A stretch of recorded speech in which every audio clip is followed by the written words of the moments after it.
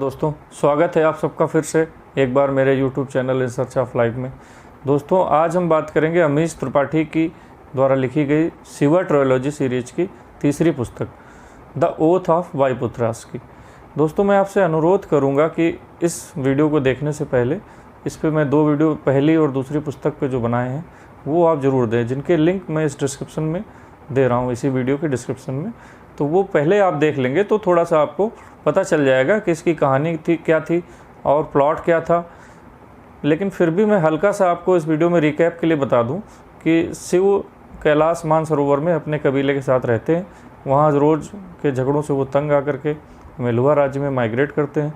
वहाँ पे एक सोमरस होता है, उसके पीने के बाद एक साइड इफ़ेक्ट के रूप में जो शिव हैं उनके गला का रंग नीला हो जाता है, जिससे लोग उनको महादेव मानते हैं। वहाँ से वो संकल्प लेते हैं कि मैं बुराई को जड़ से मिटा के रहूँगा।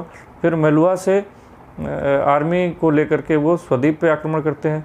स्वद्वीप के आक्रमण के बाद भी स्पष्ट नहीं होता है कि बुराई की जड़ आखिर में है क्या। फिर वहाँ से उनको लगता है कि बुराई की जड़ नागा है, तो यहाँ से दूसरी किताब शुरू होती है। फिर वो नागा की खोज में मेलुहा से आगे जाते हैं। वो वहाँ से मगध आते हैं, मगध से काशी आते हैं, काशी से वो बरंगा राज्य की यात्रा करते हैं। वहाँ काशी में ही उनको कई सारे रहस्य नागाओं के पता चल जाते हैं और नागाओं से मुलाकात भी होती है। फिर वहाँ से वो नागाओं के साथ ही उनके रहस्यमय शहर पंचवटी की तरफ जाते हैं। तो जब वो पंचवटी पहुँच रहे होते हैं तो उनके ऊपर एक हमला होता है और उस हमले में काफ़ी नुकसान इनका होता है। लेकिन वो हमला शिव और इनके पूरे सेना को नष्ट करने के लिए किया गया था। साथ ही उसमें दैवी अस्त्र भी थे जिनसे कि पूरी पंचवटी को ही नष्ट किया जा सकता था। यानी एक बहुत ही बड़ा प्लान्ड वे में इनके ऊपर अटैक होता है और वहीं से द सीक्रेट ऑफ नागास ख़त्म होती है। उससे आगे की किताब है ये द ओथ ऑफ वायुपुत्रास। तो हमने देखा कि उस आक्रमण के बाद वहाँ से आक्रमणकारियों को ये संपूर्ण रूप से नष्ट कर देते हैं। वो एक भी आक्रमणकारी वापस भाग नहीं पाता है। फिर ये पंचवटी आते हैं तो इनके एक रहस्य से मुलाकात होती है। इनके मित्र बृहस्पति हैं, शिव के दोस्त बृहस्पति हैं, जो मंदार पर्वत था मेलुहा में, उसको आतंकवादी हमले में उड़ा दिया गया था।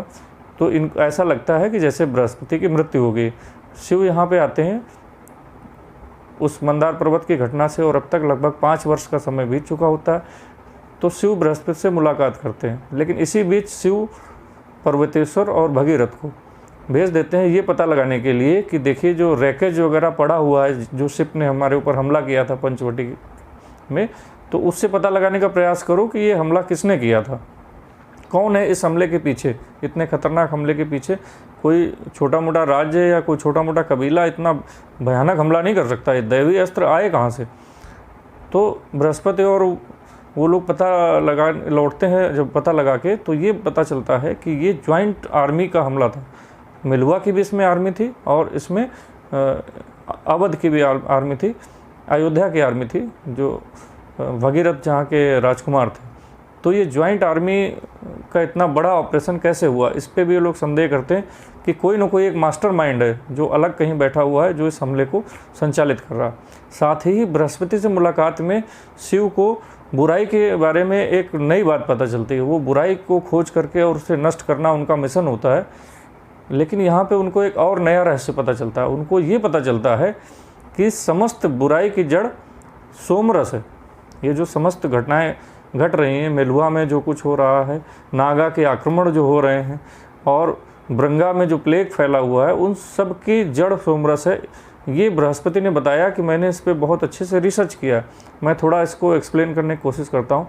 अमीश जी ने इसको बड़े अच्छे से अपनी पुस्तक में वैज्ञानिक तरीक़ों से बताया है कि आखिर क्या कारण थे कि सोमरस इविल बना। तो एक तो सोमरस एक केमिकल था जो कि हमारे शरीर से टॉक्सिक वेट्स को निकालता था, जिससे हमारी उम्र लंबी हो जाती थी। लेकिन साथ में इसके जो साइड इफ़ेक्ट्स होते थे, उससे कुछ बच्चे ऐसे पैदा होते थे जो थोड़ा सा उनमें डिफॉर्मिटीज़ होती थी और उनको नागा कहा जाता था। तो वो नागा कह के उनको त्याग कर दिया जाता था, ऐसा कह के कि इनके पुराने जन्मों के कर्मों का, बुरे कर्मों का फल इनको मिल रहा है, इसलिए नागा बने, ऐसा कह के उनको त्याग दिया जाता था। तो बड़ा ही एक दर्द का जो डिफॉर्मिटी होती थी, वो एक तरह का रोग थी, एक बीमारी होती थी जो बहुत पीड़ित करती थी नागाओं को। तो नागा एक शापित जीवन जीने के लिए मजबूर रहते थे। तो ये सोमरस के कारण था, बृहस्पति पता लगाते हैं। दूसरा ये कि सोमरस बनाने की प्रक्रिया में जब थोड़ा सोमरस बनता था तो कोई दिक्कत नहीं आती, क्योंकि सोमरस बनाने की प्रक्रिया में सरस्वती नदी का पानी इस्तेमाल होता था। तो इतने बड़े पैमाने पर जब सोमरस का उत्पादन होता था कि पूरे राज्य का हर एक व्यक्ति उसका सेवन करेगा, तो सरस्वती नदी का बहुत ज़्यादा पानी कंज्यूम हो रहा था। एक तरह से उसी के परिणाम स्वरूप सरस्वती नदी सूखती चली जा रही थी। तो इस तरह से ये सरस्वती नदी जो लाइफ लाइन थी उस पूरे राज्य की, वो भी नष्ट हो रही थी। दूसरा एक रहस्य पता चलता है कि सोमरस को बनाने की प्रोसेस में एक बहुत ही जहरीला वेस्ट तैयार होता है, जिसको कहाँ डंप किया जाए, बहुत ही जहरीला वेस्ट होता है। तो ये लोग उसको हिमालय में जाकर के ग्लेशियर में दफन कर देते हैं। वो ग्लेशियर से एक नदी निकल रही होती है, तो ये सोचते हैं उसी के रास्ते धीरे धीरे वेस्ट चला जाएगा। तो जब तक वो वेस्ट ठंडक में रहता है, बर्फ़ में रहता है, तब तक तो उसका कुछ दुष्प्रभाव नज़र नहीं आता। लेकिन ये नदी वास्तव में कौन सी नदी थी? ये नदी थी आगे चल करके ब्रह्मपुत्र बनती है। पहले ये पूरब की ओर जाती है, फिर यू टर्न लेकर के और फिर साउथ की तरफ आती है। वो ब्रह्मपुत्र नदी ही वहाँ से निकलती थी, जिसमें ये टॉक्सिक वेस्ट दफन किया जा रहा था। तो ब्रंगा के प्लेग का कारण भी ये नदी है। तो इस तरह से देखा जाए तो पूरे भारतवर्ष में जो बुराइयां इस समय फैली हुई हैं उसकी जड़ में कहीं ना कहीं सोमरस है। तो शिव को बृहस्पति कन्विंस करने का प्रयास करते हैं कि दरअसल बुराई की जड़ सोमरस है। तो सोमरस को मिटाएं कैसे? सोमरस को सबसे ज़्यादा कंज्यूम करते थे मेलुहा के लोग, बाकी दूसरे राज्यों में तो केवल नोबल लोग इसको कंज्यूम करते थे, आम आदमी को वो नहीं मिलता था कंज्यूम करने के लिए। तो मेन जो मैन्युफैक्चरिंग इसकी होती थी वो भी मेलुहा में ही होती थी। तो मेलुहा के लोगों को शिव ने कहा कि हम कहेंगे, कन्विंस करेंगे, अपना वर्डिक्ट दे देंगे कि यही बुराई की जड़ है और उसे यूज़ करना बंद कर दिया जाए। लेकिन ऐसा संभव नहीं था, क्योंकि कोई एक व्यक्ति ऐसा था जो ये चाहता था कि सोमरस, जो मानता था कि सोमरस अच्छा है। यहाँ पे शिव कहते हैं हम अभी नहीं मानेंगे, वो कई धोखे खा चुके होते थे इविल की तलाश में। तो अपनी बात को कन्फर्म करने के लिए शिव उज्जैन जाते हैं, वहाँ वसुदेव पंडितों के साथ बैठ करके डिस्कस करते हैं। वसुदेव पंडितों का भी यही मत होता है कि जो कि बृहस्पति जी का मत होता है। अब ये क्लियर हो चुका होता है शिव को कि सोमरस ही इविल है, इसी को समाप्त करना है। वहाँ वसुदेव पंडितों से डिस्कशन में एक बड़ी अच्छी बात का जिक्र होता है, बहुत अच्छे से एलाबोरेट करके उसमें समझाया गया है कि जब बुराई खत्म होती है और एक नए युग की शुरुआत होती है, तो उसमें what is the Shiva way of solution and what is the Vishnu way of solution. Vishnu solution कैसे देते हैं और शिव कैसे सोल्यूशन देते हैं, आगे हम आपको वीडियो के अंत में इसको बताएंगे। अब शिवा को क्यों कहा गया कि गॉड ऑफ डिस्ट्रक्शन, विनाश के देवता, शिव इतना क्रोधित हो जाते हैं, उससे लोग डरते हैं, वो तांडव करते हैं। तो यहाँ पे वसुदेव पंडितों के साथ ये योजना बनती है और इस निष्कर्ष पे पहुँचा जाता है कि एक युद्ध लड़ना ही पड़ेगा, उसकी तैयारियां भी होती हैं। वसुदेव पंडितों के पास एक अपनी आर्मी के साथ साथ नेवी भी होती है, नेवी और सबसे बड़ी पावर उनकी होती है आर्मी में हाथियों की सेना। उनके हाथी बहुत ही अच्छे से ट्रेन किए गए होते हैं और ये समझ लो कि उनका मुकाबला करने की क्षमता इस समय भारतवर्ष में किसी दूसरे राज्य के पास नहीं होती। तो शिव अपनी आर्मी, जो वसुदेव आर्मी को साथ में लेकर के और मूव करते हैं। इनकी स्ट्रेटजी बनती है कि अयोध्या और मेलुहा एक हो चुके हैं, जो कि पंचवटी के आक्रमण से बिल्कुल स्पष्ट हो चुका है। अयोध्या और मेलुहा की जो कंबाइंड आर्मी है वो बहुत बड़ी है, अगर वो मिल गई तो उनसे इनकी आर्मी लड़ नहीं पाएगी।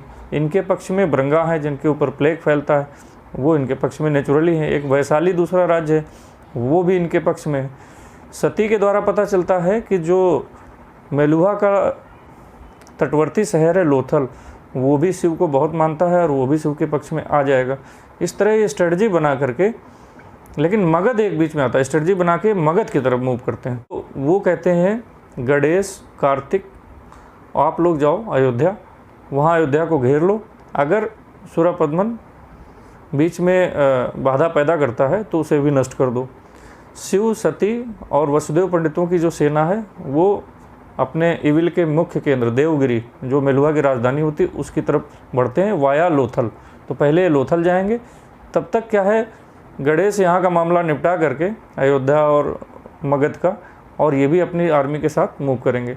शिव की आर्मी को वसुदेव पंडित के साथ वैशाली और ब्रंगा की आर्मी भी जुड़ती है। इस प्रकार इनकी 2.5 लाख की आर्मी होती है। 1.5 लाख की आर्मी लेकर के गणेश अयोध्या को घेर लेते हैं। और 1 लाख की आर्मी लेकर के, जिसमें कि हाथियों की मजबूत सेना भी होती है, शिव पहुंचते हैं लोथल। वहाँ पे उनका स्वागत होता है, लोथल में गवर्नर उनका स्वागत करता है और लोथल में उनको लोथल की सेना भी मिल जाती है। इस प्रकार एक बड़ी सेना लोथल में भी तैयार हो जाती है। इस बीच क्या होता है कि मेलुहा के जो जनरल पर्वतेश्वर होते हैं वो अपनी स्वामी भक्ति शिव के प्रति तो प्रकट करते हैं, लेकिन साथ ही वो ये कहते हैं कि उनका कर्तव्य अपने मेलुहा राज्य के प्रति है, तो वो चले जाते हैं मेलुहा राज्य के पक्ष में लड़ने के लिए। तो इससे एक शक्ति का बड़ा असंतुलन पैदा हो जाता है। तो शिव कहते हैं कि हम देवगिरी में तभी आक्रमण करेंगे जब हमें गणेश की सेना भी मिल जाए साथ में। इस प्रकार का कुछ विचार बनता है। इधर गणेश अयोध्या को घेर लेते हैं। तब तक उन्हें मालूम चलता है कि सुरापद्मन अपनी सेना के साथ लेकर के अयोध्या में पीछे से आ रहा है कि जब अयोध्या और गणेश की सेना लड़ेगी तो इनमें से दोनों सेनाएं कमज़ोर हो चुकी होंगी और हम इस मौके का फ़ायदा उठा करके इससे दोनों जगहों को जीत लेंगे और हम इस पूरे स्वद्वीप के राजा बन जाएंगे, इसमें हम डोमिनेट करने लग जाएंगे। लेकिन गणेश उसकी चाल को भांप लेते हैं। कार्तिक के साथ एक सेना का बड़ा हिस्सा पीछे आता है और सुरापद्मन की आर्मी को पूरी तरह तहस नहस कर देता है, नष्ट कर देता है। तो सुरापद्मन यानी मगध की सेना पूरी तरह नष्ट हो जाती है। अयोध्या भी डिस्करेज हो चुकी होती है, उसकी पूरी नेवल फोर्स ख़त्म कर देते हैं ये लोग। और मगध में एक छोटी सी आर्मी को छोड़ करके गणेश अपनी बड़ी सेना को लेकर के शिव को ज्वाइन करने के लिए देवगिरी की तरफ सीधे पहुंच जाते हैं। इनका ये था कि देवगिरी में दोनों सेनाएं मिलेंगी। उधर से शिव और सती अपनी सेना को लेके लोथल की तरफ मार्च करते हैं। लेकिन देवगिरी से पहले एक मृतिकावती जगह है जहाँ पर एक बड़ा भीषण युद्ध होता है, क्योंकि पर्वतेश्वर जैसा जनरल जब वहाँ पहुँच जाता है तो पर्वतेश्वर एक कौशन के रूप में अपनी 25,000 सेना की टुकड़ी मृतिकावती में भेज देते हैं, जो रास्ते में पड़ता है लोथल और देवगिरी के। वहाँ के युद्ध को शिव जीत लेते हैं और फिर वहाँ की नेवी और कुछ मतलब वहाँ भी सेना इनको एनेक्स्ट हो जाती है। जीत का उत्साह भी होता है। इस तरह से देवगिरी आते हैं। लेकिन देवगिरी में उनको वहाँ की जो किला और व्यवस्था है वो देख करके ये स्पष्ट हो जाता है कि अकेले ये लड़ाई हम नहीं जीत पाएंगे, हमें गणेश की सेना का सहायता की ज़रूरत पड़ेगी। गणेश की सेना के आने के बाद सम्मिलित सेना ही देवगिरी को जीत सकती है। तो शिव चूँकि गणेश की सेना बहुत पैदल आ रही होती, बहुत दूर से आ रही होती, तो रास्ते में वो अपनी नेवी का बड़ा हिस्सा लेकर जाते हैं कि मैं गणेश और उनकी सेना को लेकर आता हूँ। तब तक सती यहाँ नेतृत्व कर रही होती हैं सेना का। इस मौके का फ़ायदा उठाते हैं पर्वतेश्वर, क्योंकि देवगिरी में सती और उनकी सेना अकेले बच जाती है। शिव जो कि मेन लीडर हैं वो अपनी फोर्स के साथ, एक छोटी सी फोर्स के साथ, नेवल फोर्स के साथ गणेश को रिसीव करने चले जाते हैं। गणेश की 1.5 लाख की बड़ी आर्मी होती है। अब पर्वतेश्वर की जो योजना होती है वो बड़े सक्सेसफुल होती है, काम कर जाती है और सती की सेना के ऊपर बड़ा भीषण आक्रमण होता है। टैक्टिस वाला आक्रमण होता है ये। इनकी हाथी की जो मजबूत सेना होती है, उनकी हाथियों को भड़काने में पर्वतेश्वर सफल हो जाते हैं। लेकिन सती भी यहाँ पे बहुत ही बहादुरी और बुद्धिमत्ता दोनों का परिचय देती हैं और अपनी बड़ी मात्रा में आर्मी को बचा लेती हैं। इस बचाने की प्रक्रिया में उनके अपने हाथियों के द्वारा इनकी कैवलरी यानी घुड़सवार सेना नष्ट हो जाती है। जब तक शिव, गणेश और उनकी सेना आती है तब तक यहाँ पर इनकी सेना तबाह हो चुकी होती है। सती सुरक्षित स्थान की तरफ वापस लौट चुकी होती हैं जहाज़ों में अपनी सेना भर करके। तो शिव देवगिरी के ऊपर आक्रमण करने का विचार त्याग देते हैं और शिव और सती, गणेश, इन सबकी जो ज्वाइंट आर्मी होती है लगभग 2.5 लाख की, वो वापस लोथल आ जाती है। लोथल वापस आने पे शिव को ये सलाह मिलती है वसुदेव पंडित गोपाल के द्वारा कि आप परिहा जाइए, जहाँ वायुपुत्रों का जो देश है वहाँ जाइए और वायुपुत्रों से आप मदद लीजिए। वायुपुत्रों के पास ब्रह्मास्त्र होता है और पशुपत अस्त्र होता है, तो अगर वो हमें दे देंगे, वो हमारी सहायता को तैयार हो जाएंगे, तो हम उनको देवगिरी को धमका करके और उनसे कहेंगे कि यदि तुमने सोमरस नहीं नष्ट किया तो हम तुम्हें पूरी तरह नष्ट कर देते हैं। तो गोपाल और शिव बहुत ही सीक्रेट तरीके से परिहा की यात्रा पर निकल जाते हैं, किसी को पता नहीं चलता है। इसी बीच क्या होता है कि पर्वतेश्वर अपनी आर्मी को मोबिलाइज करते हैं। उनका उद्देश्य होता है कि वो लोथल को घेर लेंगे, क्योंकि पर्वतेश्वर की आर्मी अब सिर्फ मेलुहा की नहीं रही। इधर अयोध्या का जब घेरा हटा देते हैं गणेश, तो अयोध्या भी अपनी आर्मी के साथ आकर के मेलुहा के में मिल जाता। तो अब इनकी 4 लाख की आर्मी हो जाती है और गणेश की आर्मी, सती की आर्मी सिर्फ 2.5 लाख की रह जाती है, जो लोथल में एक किले के अंदर होती है। पर्वतेश्वर का प्लान यहाँ पर ये होता है कि लोथल को हम घेर करके और इनको हराने में सक्षम हो जाएंगे। बहुत ही अच्छी स्ट्रेटजी पर्वतेश्वर बनाते हैं इसमें, लेकिन शिव वहाँ पे अनुपस्थित होते हैं। इसी बीच में क्या होता है, दक्ष एक साजिश रचते हैं कि इस सब की जड़ क्या है, शिव हैं। शिव नहीं रहेंगे तो ये सारी योजना आगे बढ़ेगी नहीं। तो वो इजिप्ट के हसासिन्स को हायर करते हैं ताकि हम पीस टॉक के बहाने शिव को देवगिरी बुलाएं और उनकी हत्या कर दें। तो शिव नहीं रहेंगे तो सती हमको फिर मिल जाती है। इसमें यहाँ पे ये भी दिखाया गया है कि जो दक्ष होते हैं वो किस प्रकार से अपनी पुत्री के मुंह में अंधे होते हैं। सती से उन्हें बहुत ज़्यादा प्रेम होता है, तो उनका ये अंधापन पहले भी जीवन के पूर्व काल में भी बहुत सारे गलत डिसीजन उन्होंने लिए थे, ये दिखाया जा चुका है। और इस समय फिर वो एक गलत डिसीजन ले लेते हैं। शिव की अनुपस्थिति में इस पीस टॉक के लिए देवगिरी सती अपने सिर्फ 100 बॉडीगार्ड्स को लेकर के पहुंचती हैं। और वहाँ पे क्या होता है कि इनके ऊपर हसासिन्स हमला करते हैं। उसमें बड़ी दर्दनाक मौत सती की हो जाती है। इस हमले का एक अंदेशा पर्वतेश्वर को भी लग जाता है। पर्वतेश्वर जब तक आते हैं तब तक सती की मृत्यु हो चुकी होती है। पर्वतेश्वर बहुत हताश और निराश हो जाते हैं। दक्ष की उससे बहुत नाराज़ होते हैं और उनका राज्य की तरफ से लड़ने से मना कर देते हैं। तो पर्वतेश्वर के बिना एक तरह से युद्ध समाप्त हो जाता है। इसी बीच क्या होता है, जो मास्टरमाइंड होते हैं, मैं आपको पहले बताना भूल गया था, इसके जो विपक्ष के यानी देवगिरी के पक्ष से जो मास्टरमाइंड होते हैं भृगु। तो भृगु भी अब इनका साथ, दक्ष का साथ छोड़ देते हैं। उनको लगता है सचमुच में सोमरस में एविल है। उनको बड़ा पछतावा होता है, बड़ा गिल्टी फील होता है सती की मृत्यु से। तो वो भी इस युद्ध से अब हट जाते हैं, किनारा कर लेते हैं। इस प्रकार से जब देवगिरी की तरफ से लड़ने वाला यानी मेलुहा की तरफ से लड़ने वाला कोई प्रमुख नेतृत्व बचा ही नहीं, सती की मृत्यु ने दक्ष को लगभग पागल कर दिया होता है, तो युद्ध ये स्वयं ही समाप्त हो जाता है। इसी बीच शिव परिहा जा करके और उनसे मदद देने में सफल हो जाते हैं और वहाँ से उनको पशुपति अस्त्र प्राप्त होता है, जो कि आज के न्यूक्लियर वेपन के जैसा होता है। बहुत ही खतरनाक और मारक होता है, जो पूरे देवगिरी को संपूर्ण रूप से नष्ट करने में सक्षम होता है।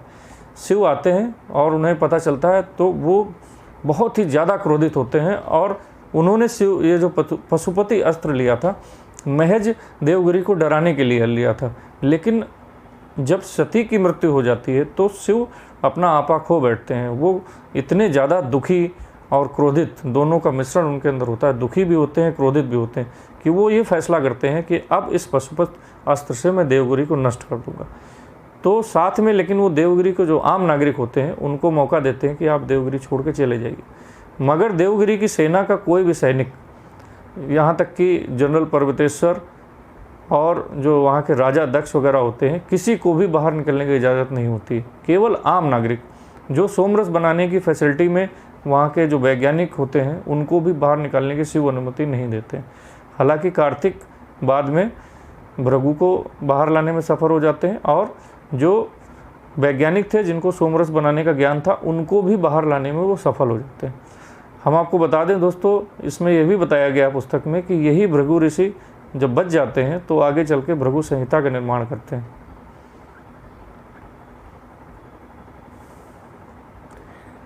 तो जब सारे नागरिक बाहर निकल आते हैं तो शिव अपना पशुपति अस्त्र चला देते हैं और उनके इस पशुपति अस्त्र से पूरी तरह देवगिरी नष्ट हो जाता है। साथ में सोमरस और उसके बनाने की फैसिलिटी भी नष्ट हो जाती है।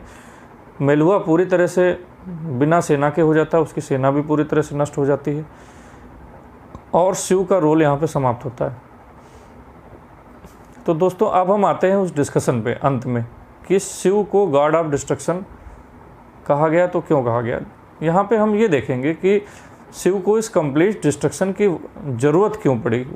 वो ज़रूरत इसलिए पड़ी कि जब कोई ग्रेटेस्ट गुड होता है, जिसने यानी कि कोई बहुत महान चीज़ होती है, तो वो युग निर्माण करती है। जैसे कि हम मेलुहा केस में देखेंगे तो सोमरस ने ही मेलुहा को बनाया था। उसने वहाँ के लोगों को लंबी आयु दी थी। वहाँ जो विद्वान थे वो बहुत 100, 200, 400 साल जैसी लंबी उम्र जीते थे।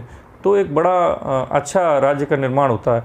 लेकिन जब इसका एक्सेसिव यूज होता है, यानी किसी भी जो अच्छी चीज़ है, जो अच्छाई है, उसका जब बहुत ज़्यादा मात्रा में दोहन शुरू हो जाएगा, यानी हमारे अंदर लोभ और लालच आ जाएगा, तो अच्छी चीज़ का भी हम ज़रूरत से ज़्यादा दोहन करते हैं तो वो अच्छी चीज़ बुराई बन जाती है। दोस्तों यहाँ पर एक उदाहरण के द्वारा हम अपने आज के युग में अगर देखेंगे तो एक समय था कि जब फसल अच्छी पैदा नहीं होती थी तो हमको हमारे यहाँ देश में भुखमरी की स्थिति थी, तो हमने रासायनिक खादों का इस्तेमाल करना शुरू कर दिया था और फसल को कीड़े मकोड़ों से बचाने के लिए कीटनाशक का भी इस्तेमाल शुरू कर दिया था। लेकिन आज हम जान चुके हैं कि वो रासायनिक खादों के ज़्यादा प्रयोग के कारण हमारी ज़मीन, हमारी जो सॉइल है वो किस तरह से ख़राब हो गई है, और कीटनाशक के ज़्यादा प्रयोग करने से उसके जो साइड इफ़ेक्ट हैं वो भी हमारे बॉडी में कितने ज़्यादा। किसी भी चीज़ से जब लालच जुड़ जाता है तो वो चीज़ फिर बुराई के रूप में तब्दील होने लगती। तो हमने देखा कि ये जो खाद डाली उसने हमको भुखमरी की समस्या से निकाला। अगर खाद हम ना डालते रासायनिक और कीटनाशक का प्रयोग ना करते तो भुखमरी से हम बाहर ना निकलते, लेकिन इसका अत्यधिक प्रयोग आज हमारे सॉइल को ख़त्म कर रहा है। तो ये जो बहुत अच्छाई थी आज बुराई के रूप में कन्वर्ट हो गई। अगर आप अपने आसपास चारों तरफ गौर से देखेंगे तो इसी प्रकार की बहुत सी चीज़ें आपको मिल जाएंगी। जैसे कोयले का ही उदाहरण ले लीजिए और पेट्रोलियम का ही उदाहरण ले लीजिए। ये हमारे लिए आज ऊर्जा का सबसे महत्वपूर्ण स्रोत है, हम कह सकते हैं। इसके बिना हम ऊर्जा की कल्पना ही नहीं कर सकते। हमारे हवाई जहाज़, हमारी गाड़ियाँ, हमारी बिजली, घर की लाइट, सारे जितने संसाधन हैं, जो हमारी मशीनरी है, वो सब इन्हीं से चलती है, पेट्रोलियम या कोयले से बनाई गई बिजली से। लेकिन आप देखिए कि पेट्रोलियम और कोयले के एक्सेसिव यूज़ ने हमारे पर्यावरण को किस तरह से नष्ट कर दिया है। तो दोस्तों जब हम लालच से भर जाते हैं तो सिवा डिस्ट्रक्शन के रोल में आ जाते हैं, क्योंकि हम ये मानने को तैयार ही नहीं होंगे।